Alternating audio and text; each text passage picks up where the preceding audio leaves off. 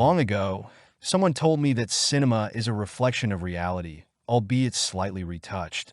After watching Say Arrivé, Près, chez, vous, Man Bites Dog, I realized that some mirrors are better shattered than revealing what they reflect.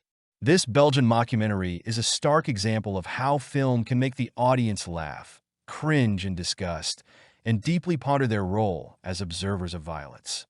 At first glance, C'est arrivé, près, chez, vous seems like a dark comedy with a story that's both absurd and disturbingly plausible. The protagonist, a charismatic but monstrously violent Benoit, willingly lets a film crew follow him through his daily adventures, murders, robberies, and philosophical musings about life. In one of the opening scenes, he casually discusses architecture moments after disposing of a postman.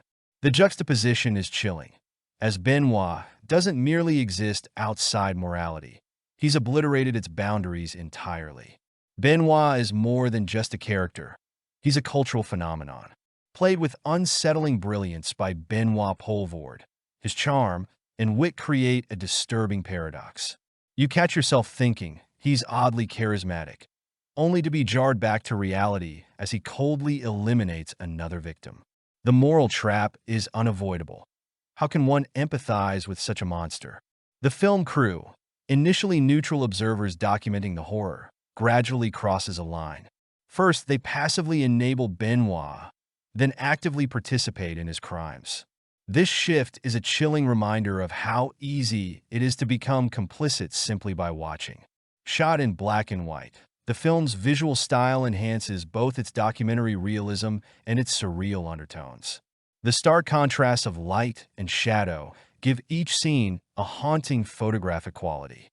The camera feels alive, breathing with the characters, amplifying the anxiety and chaos of their world. The choice of black and white also gives the story a timeless quality, suggesting that violence transcends specific eras or contexts. While C'est arrivé, près, chez, vous is technically a comedy, its humor is darker than coffee left to burn on the stove. Consider, for example, the scene where Benoit explains how he selects his victims, a masterclass in cynical absurdity, or his monologue about how architecture influences crime rates. Both laugh out loud funny and utterly nonsensical.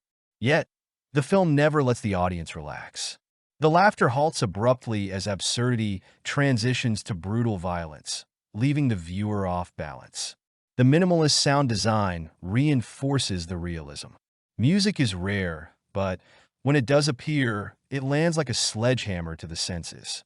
One of the most striking auditory elements is silence, which reverberates in the spaces between murders, making these moments even more unsettling than the violence itself.